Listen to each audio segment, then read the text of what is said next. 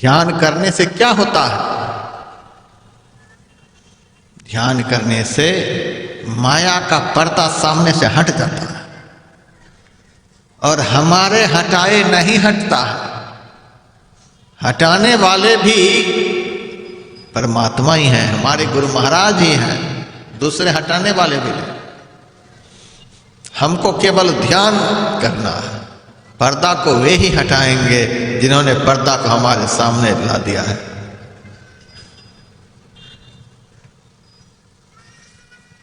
एक बार भगवान कृष्ण ध्यान में बैठे हुए थे।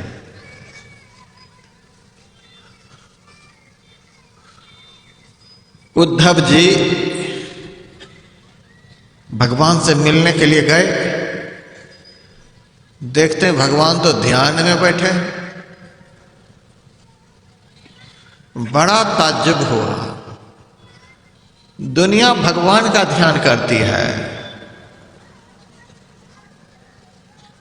लेकर के चली जाओ ना। जब बच्चे रो रहे थे, पूरा पंडाल को डिस्टर्ब कर रही है।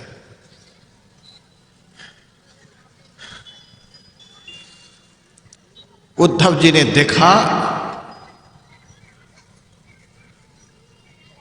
कि भगवान ध्यान में बैठे हैं। बड़ा ताज्जुब हुआ। सारी दुनिया भगवान का ध्यान करती है, भगवान किसका ध्यान करते हैं? सुनिए ध्यान की महिमा, अभी तुरंत पता चलेगा महिमा। सारी दुनिया भगवान का ध्यान करती है, अब भगवान किसका ध्यान करते हैं? अभी सुन रहे थे राजनाथ बाबा से, ब्राह्मे मुहूर्ते उत्थाय वार्युपस्पृश्य माधव दध्यो प्रसन्न कर्ण आत्मानंदम स परम। भगवान कृष्ण ब्रह्म मुहूर्त में उठ जाते थे और हाथ पैर मुंह को अच्छी तरह से धो करके ध्यान रोम आनंद से खिल उठता था। तो भगवान ध्यान करते थे, राम भी ध्यान करते थे। निशि प्रवेश मुनि आयसु दिन्हा, सब ही संध्या वंदन कीन्हा। राम ध्यान करते थे, कृष्ण ध्यान करते थे।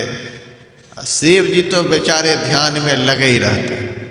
उनका चला भले धथुड़ा पिए, गाजा पिए, सब कर्म करे, खूब मठिया पहने, लेकिन सब कर्म करे, लेकिन शिव जी से ज्यादा ध्यान करने वाला कोई देवता नहीं। जहां देखे ध्यान में।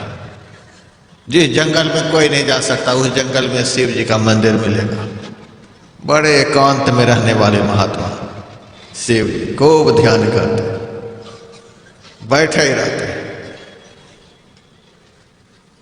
आप लोगों के कंधे पर एक ढोढ़िया सांप रख देगा तो ध्यान बनेगा? बनेगा किसी से?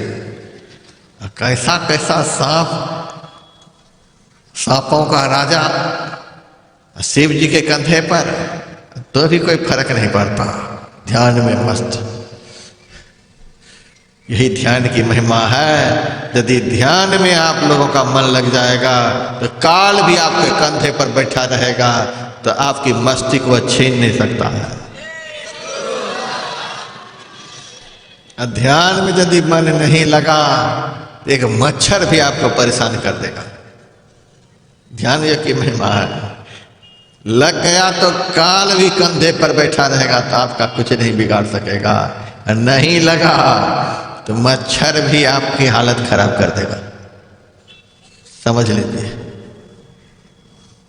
एक सूफी संत इब्राहिम अपने चेले के साथ कहीं जा रहे थे। रास्ते में जंगल मिला, ध्यान का समय था, बैठ गए ध्यान करने के लिए। चेला भी बगल में बैठ गया। उसी वक्त एक सिंह दहाड़ता हुआ इब्राहिम की तरफ चला। तो सिंह की दहाड़ सुनकर तो चेला का ध्यान ही टूट गया, डर के मारे पेड़ पर चढ़ गया। कौन मरे यहां, पेड़ पर चढ़ गए। लेकिन इब्राहिम तो असली ध्यान में मस्त थे। ध्यान यदि बढ़िया से लग जाए तो सिंह की दहाड़ क्यों न हो, कोई फर्क नहीं पड़ता है। हमारे गुरुदेव के प्रवचन में है कि अंदर के ध्यान में, अंदर के शब्द में यदि एक बार भी सूरत लग जाए तो उसके ऊपर बाघ झपटे या बमगोला बरसे, कुछ भी नहीं बिगड़ सकता है। लोहा से चुंबक को, चुंबक से लोहा को छुड़ाया जा सकता है, लेकिन ध्यान में लगे हुए अभ्यासी की सूरत को अलग करना बहुत मुश्किल है। इतना आकर्षण ध्यान में होता है।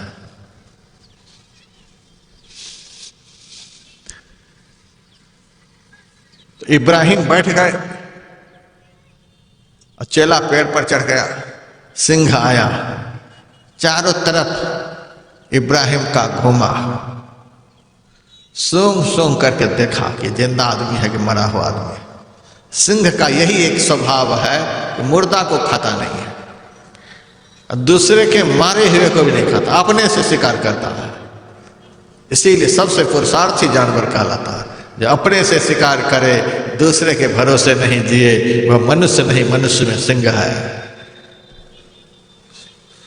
तो सूंघ सांघ करके देखा कि जिंदा है कि मुर्दा। ध्यान में जब सूरत चढ़ जाती है तो शरीर निष्प्राण हो जाता है, पता ही नहीं चलेगा कि मुर्दा है कि जिंदा है।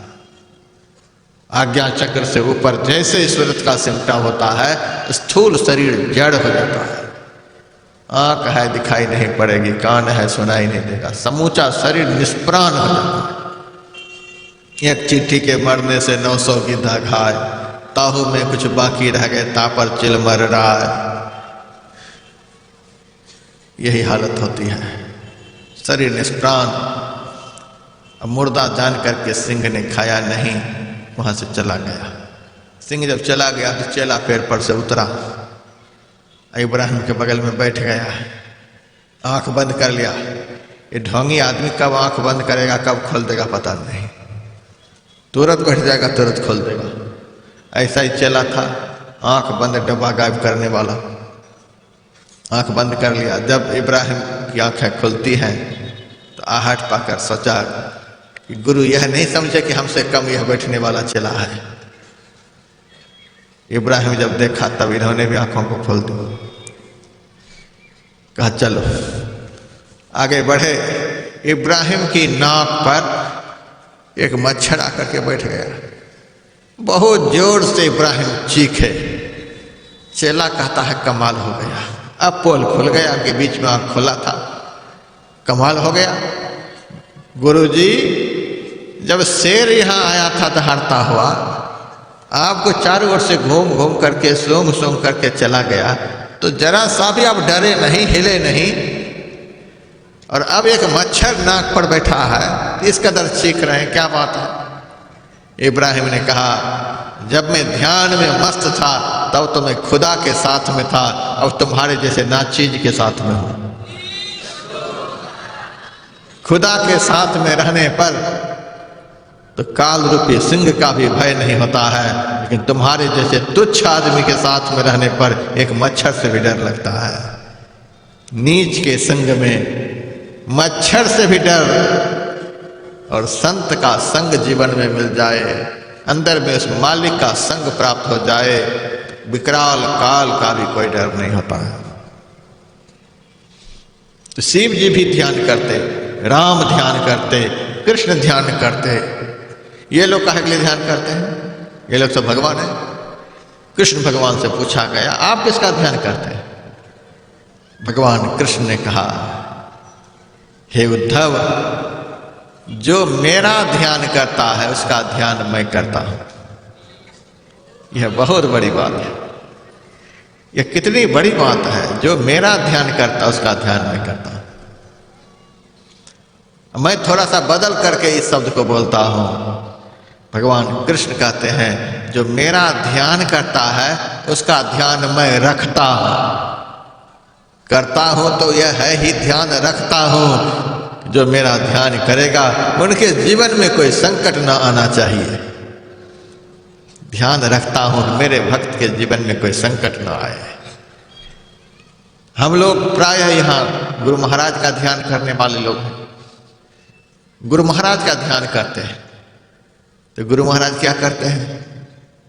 गुरु महाराज हम लोगों का ध्यान रखते हैं। हम लोगों का ध्यान गुरु महाराज रखते हैं, हमारे शिष्य के जीवन में कोई अनिष्ट न हो जाए। ध्यान की यही महिमा है, जिनका ध्यान हम करेंगे वे हमारे ऊपर ध्यान रखेंगे। भगवान कृष्ण से उद्धव ने कहा, अभी आप किसका ध्यान कर रहे थे?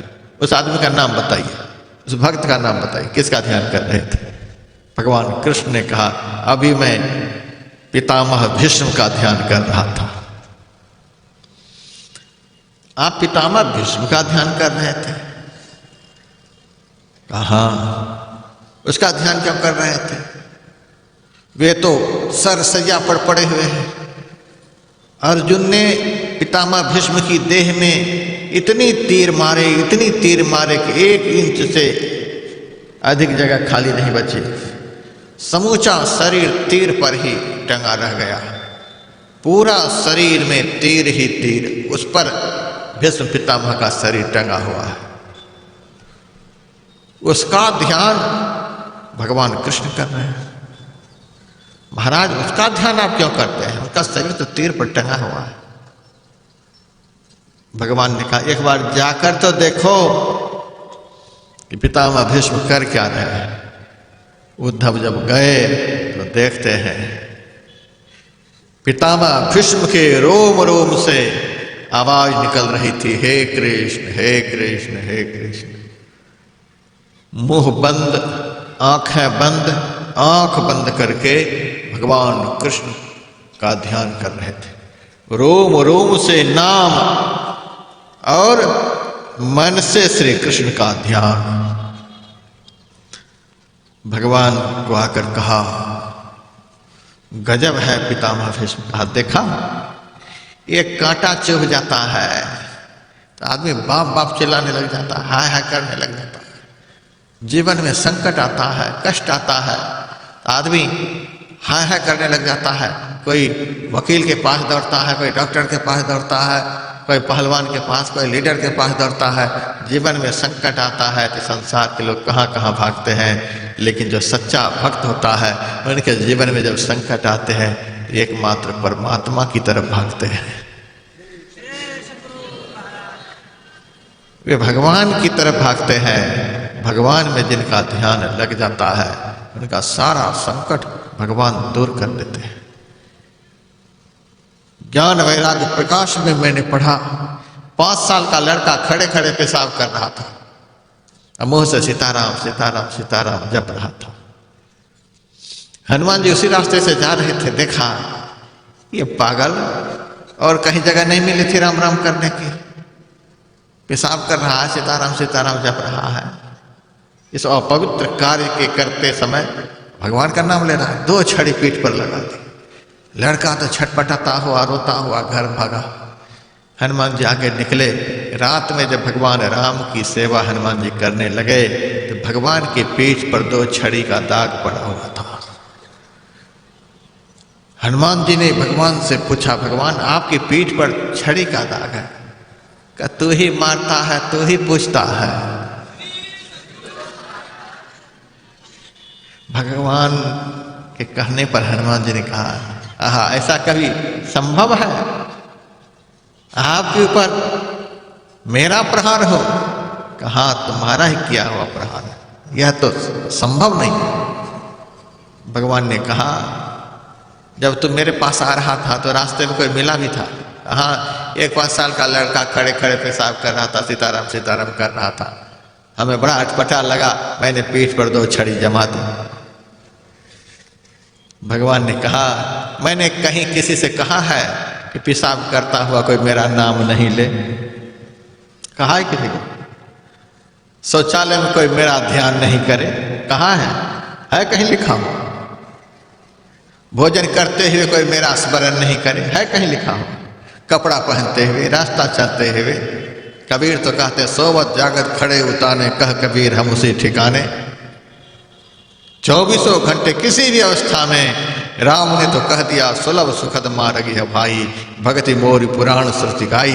इतना सुलभ यह भक्ति का मार्ग है। सभी जाति के लोग, सभी संप्रदाय के लोग, सभी मजहब के लोग, गरीब अमीर, लड़के बच्चे बूढ़े, बीमार हो, रास्ते चल रहे हो, फैक्ट्री चला रहे हो, दुकान में बैठे हो, खेत खलिहान में काम कर रहे हो, हर स्थिति में मेरा भजन कर सकता है। हर भजन ही एक ऐसा सुलभ सत्कर्म है कि हर परिस्थिति में आदमी कर सकता है, सबसे बड़ा दुनिया का फल प्राप्त कर सकता है। मैंने कभी कहा कि पेशाब करते हुए मेरा नाम नहीं ले, क्यों छड़ी लगा दी? महाराज हमको बड़ा अटपटा लगा। अटपटा नहीं लगना चाहिए, तू भी सीख ले, हर परिस्थिति में मेरा नाम लेने के लिए तू भी सीख ले। और तूने छड़ी लगा दी, मेरा नाम लेने वाला मेरा कौन होता है? मेरा भक्त होता है। भगवान का नाम लेना यह क्या है? मंत्र जाप मम दृढ़ विश्वासा, पंचम भजन सो वेद प्रकाशा। भक्ति का पांचवा अंग है मेरे मंत्र का दृढ़ विश्वास के साथ जप करना।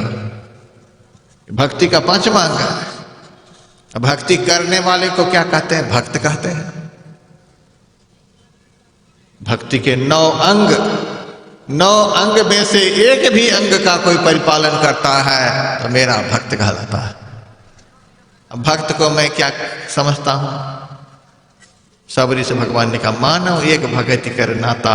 ये सबरी जो मेरा भजन करता है, जो मेरी भक्ति करता है, उसको मैं अपना संबंधी मान लेता हूं।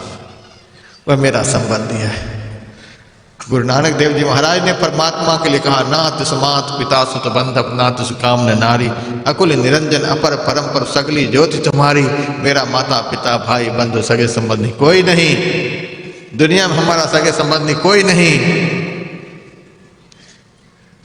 राजा दशरथ जब मरे तो राम को पता चला, नहीं गए देखने के लिए।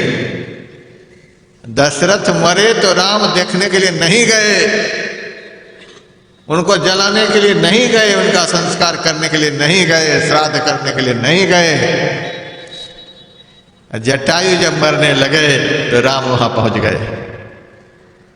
जटायु को उठाकर गोद में उन्होंने रख ली, अपने हाथ से धूल झाड़ रहे हैं। लोहू लुहान धूल दूसरे जटायु गिद्ध का शरीर। भगवान पीठ को सहला रहे हैं।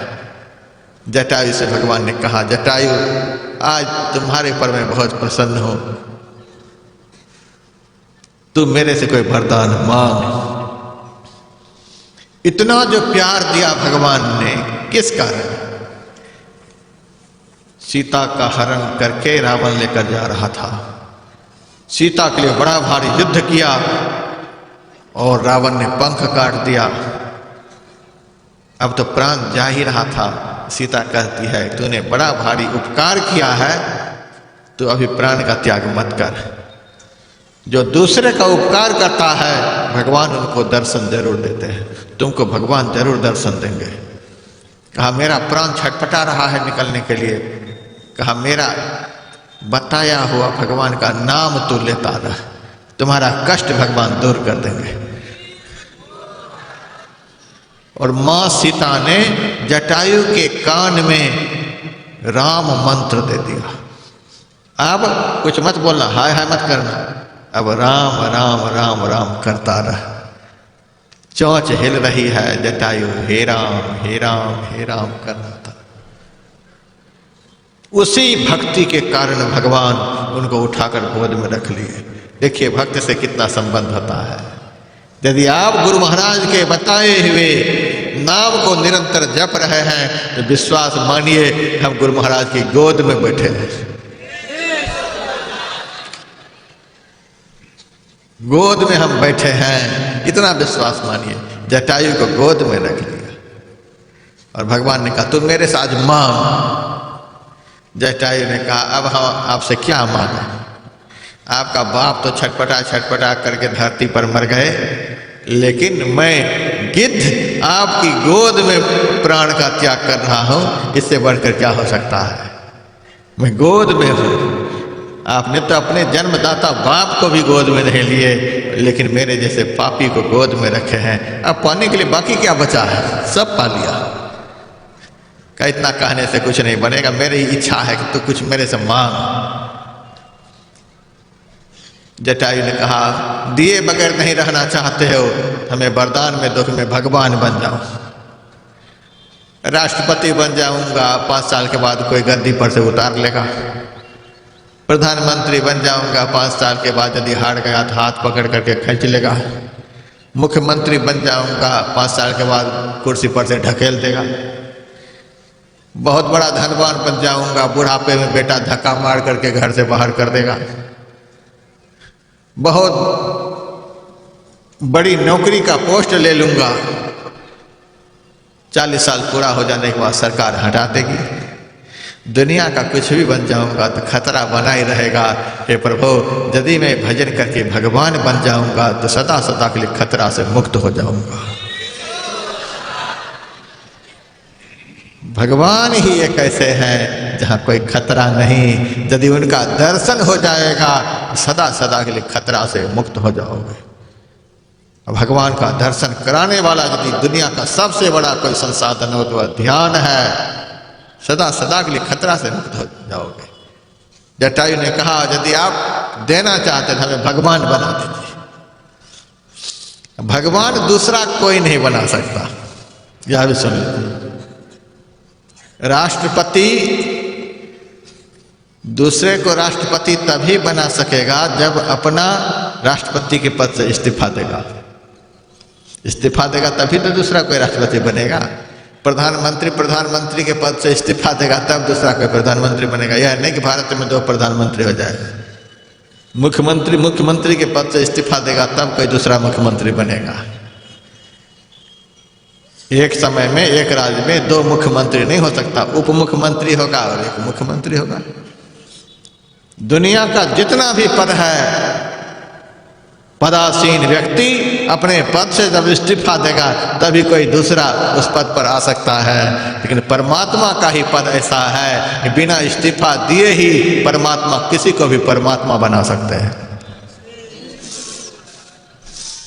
मुझे आप भगवान बना दीजिए, भगवान ही दूसरे को भगवान बना सकते हैं। भगवान बना देने के बाद, भगवान बन जाने के बाद वह भगवान से अलग रहता ही नहीं, क्योंकि 2 भगवान होता ही नहीं। भगवान बना देना अर्थात जिसको बनाया उनको अपने से मिला लिया। जटायु गिद्ध को भगवान ने क्या कर दिया, गीध देह तज धरि हरि रूपा। गिद्ध का शरीर समाप्त हो गया और वही गिद्ध भगवान बन गया। गीध देह तज धरि हरि रूपा। देखिए भक्त से भगवान को कितना प्रेम है। जटायु भी यदि राम राम किया तो राम ने उनको भगवान बना दिया। रामायण पढ़िए, गणिका अजामिल व्याध गीध गजाद खल तारे घना, पाई ने कही गति पतित पावन राम भज सुन सठ मना। राम का भजन करके किसका उद्धार नहीं हुआ है। गणिका अजामिल व्याध गीध गजादि खल तारे घना, अनंत अपराधियों का उद्धार हो गया है। भक्त से भगवान को बड़ा प्रेम है। पुरुष नपुंसक नारीवा जीव चराचर कोय, सर्व भाव भज कपट तजी मोहि परम पुरुष हो। पुरुष हो, स्त्री हो, नपुंसक हो, अबीर हो, गरीब हो, किसी जाति किसी मजहब का हो, किसी भी तरह से हमारा हो जाए तो मैं इसको अपना समझता हूं। तो जो नाम लेता है वह भगवान का रिश्तेदार है। जो ध्यान करता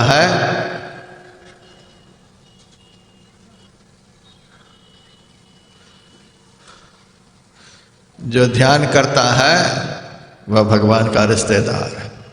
जो सत्संग के समय मोबाइल सुनता है वह किसके रिश्तेदार है? वह किसके रिश्तेदार होगा? सत्संग में बैठे रहने पर भी वह दुनिया का हो गया। जो दुनिया से मन को हटा लिया वह दुनिया बनाने वाले का हो गया। जिनको हीरे की चाह थी, जिनको हीरे की चाह थी उनको हीरे मिल गए, और जिनको भगवान की चाह थी वे खुद हीरे बन गए। भगवान का ध्यान करने वाला, भगवान का चिंतन करने वाला भगवान ही बन जाता है।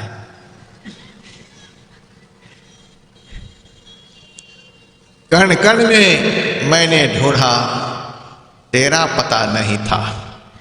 कण कण में मैंने ढूंढा, तेरा पता नहीं था। जब तेरा पता चला तो मेरा पता नहीं था। जब तेरा पता चला तो मेरा पता नहीं था। ध्यान के द्वारा उस मालिक का पता चल जाता है। जब उनका पता चल जाता है तो खुद का पता नहीं रहता है। जब तेरा पता चला तो मेरा पता नहीं था। जलवा दिखाने वाले सुनिए, आज जलवा दिखाने वाले, रुख पे नकाब क्यों, तूने गणिका अजामिल को तारा, फिर मेरे से हिसाब क्यों। मोर मंडी शहर में मैंने गुरु महाराज का आश्रम बनवाया। बहुत बड़ा आश्रम है और उस आश्रम का उद्घाटन था।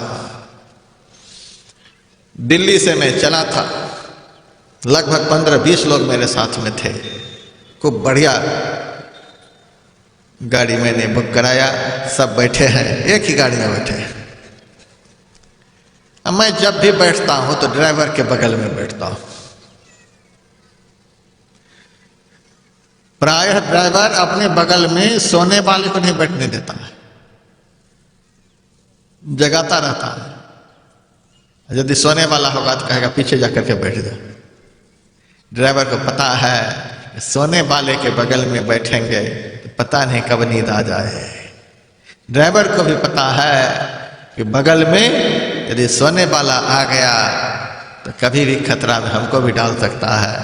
उसी तरह से यदि ध्यान में आगे बढ़ना हो, किसी जगे हुए महापुरुष का साथ करना, जगे हुए महापुरुष का चिंतन करना, ध्यान करना। सोने वाले का संग मिल गया, संसारियों का संग मिल गया तो जीवन खतरा में पड़ जाएगा। तो मैं ड्राइवर के बगल में बैठता हूँ कि ड्राइवर ही तो गाड़ी को खतरा में डालेगा, तो हम खुद बैठ जाते हैं। हम तो ड्राइवर को भी संभाले रहते हैं। वह ड्राइवर पता नहीं कितना थका हुआ था, गाड़ी चलाता हुआ कभी कभी आंखों को बंद कर ले, सोने लग जाए। रात में गाड़ी चल रही है, मैं बगल में बैठा हुआ हूँ, बीच बीच में जगाते जा रहा हूँ, गप में लगाते जा रहा हूँ, क्या सोए नहीं, चलाते चलाते वह सो जाए। मैं समझ गया आज कुछ होने वाला है और मैं पदावली का भजन गाने लगा। भज मन सतगुरु दयाल काटे जम जाला। अब यह ड्राइवर नहीं, अब गाड़ी के सभी यात्रियों को खतरा में डालने वाला जमदूत बैठ गया है। अब इस जमदूत से तो गुरु महाराज ही बचा सकते हैं। भज मन सतगुरु दयाल काटे जम जाला। अब गुरु महाराज इस जम से बचा। रात भर में इसी एक भजन को दोहराता रहा। दोहराते दोहराते सुबह का 5 बज गया। ड्राइवर बस को रोक करके चाय वगैरह पी लिया, अब फिर बैठ गया। अब मेरे मन में हुआ अब तो बस के सब लोग सो ही लिए हैं, ड्राइवर भी फ्रेश हो ही गया है, रात भर के जगे हुए थे। अब मैंने आंखें बंद कर ली। 5 मिनट नहीं हुआ, जैसे मैंने आंखें बंद की, नींद में गए, 5 मिनट नहीं हुआ गाड़ी एक्सीडेंट हो गई। 5 मिनट में हम समझ गए। जब तक हम गुरु महाराज की याद कर रहे थे तब तक जमदूत बगल में बैठा था, तो भी हम खतरा से बचे हुए थे। 5 मिनट के लिए हम गुरु महाराज को भुला दिए, हम खतरे में पड़ गए। 5 मिनट के लिए यदि ध्यान संसार की तरफ चला जाएगा तो आपका जीवन खतरा में है। 5 मिनट के लिए भी यदि आप उस मालिक से अपने को अलग कर लेते हैं, आपका जीवन खतरा में है। 5 मिनट के लिए यदि आप अपने आराध्य देव को आप भूल जाते हैं तो आपका जीवन खतरा में है। परमात्मा को भूल जाना जीवन को खतरा में डाल देना है। और यदि सिमरन जारी है, ध्यान जारी है। सारी दुनिया की खतरा के बीच में भी आप बैठे हैं तो खतरा से आप बचे हुए हैं, कोई खतरा नहीं। हनुमान जी सीता जी का पता लगाकर राम के पास गए। राम ने हनुमान जी से पूछा, हनुमान सीता जी के विषय में बताओ, सीता जी किस तरह से वहां रह रही है, किस तरह से सीता जी लंका में रह रही है, बताओ। हनुमान जी ने कहा आपसे बढ़िया से रह रही है, आपसे भी बढ़िया है। अब मेरे से बढ़िया कहाँ, आप तो यहाँ रो भी रहे हैं, हे सीते हे सीते हे सीते। सीता जी नहीं रो रही है, सीता जी तो बस हे राम हे राम हे राम हे राम कर रही है, और आप हे सीते हे सीते हे सीते कर रहे हो। इसका मतलब जो आपका नाम लेता है उनके लिए आप दिन रात रोते रहते हो, उनके लिए आप रोते रहते हो। जो जन ऊधो मोहि न बिसरे, ताहि न विसारो छिन एक घड़ी। जो मोहि भजय भजो में वाको, कल न परत मोहि एक घड़ी। भगवान कृष्ण एक दिन मथुरा के उद्यान में पेड़ की डाली को पकड़कर रो रहे थे। उद्धव जी ने कहा, भगवान दुनिया आपके लिए रोती है, आप रोते हो, आप किन के लिए रोते हो? भगवान ने कहा, जो मेरे लिए रोता है उनके लिए मैं रोता हूं। आप अपने भक्त के लिए रोते हो? कहा तो किसके लिए रो रहे बताओ? सूरदास जी महाराज ने लिखा है, उद्धो ब्रज बिसरत मोहि नाहि। हे उद्धव, ब्रजवासी को मैं भूल नहीं सकता, दिन रात उसी का चिंतन होता रहता है। उद्धव जी ने कहा, आप ब्रजवासियों के लिए रोते रहते हैं? हाँ उद्धव, यदि ब्रजवासियों के मेरे प्रति प्यार को देखना चाहते हो तो जाकर के देखाओ। उद्धव जी चले ब्रज। एक गोप से पूछा कि बाबा नंद का घर कहाँ है? तो गोप ने बता दिया, ब्रजमंडल में सबसे ऊंचा घर जो होगा, सबसे विशाल घर जो होगा, वही बाबा नंद का घर होगा। अच्छा, सबसे ऊंचा घर उनका होगा? कहा हाँ। उद्धव जी चले जा रहे हैं, सबसे ऊंचा विशाल घर दिखाई दिया। आंगन में चले गए, आदमी एक भी नहीं, एक भी आदमी दिखलाई नहीं दे रहा, घर बहुत विशाल। अब किनसे पूछो बाबा नंद का घर कहाँ है? तब तक उनको दिखलाई दिया कि घर के अंदर से जल की धारा बहती हुई आंगन में आ रही है, पानी छल छला रहा है। ये जल की धारा अंदर से आ रही है। अंदर चले गए। अंदर जब महल में गए तो बाबा नंद घर के एक कोने में, माँ यशोदा घर के दूसरे कोने में, भगवान कृष्ण का बड़ा ही विलक्षण बाल रूप बाबा नंद और यशोदा के सामने दीवार में टंगा हुआ। दोनों अलग अलग भगवान कृष्ण को निहार रहे हैं और मुंह से हे कृष्ण हे कृष्ण हे कृष्ण। भगवान को देख करके आंसू की धारा बहा रहे हैं।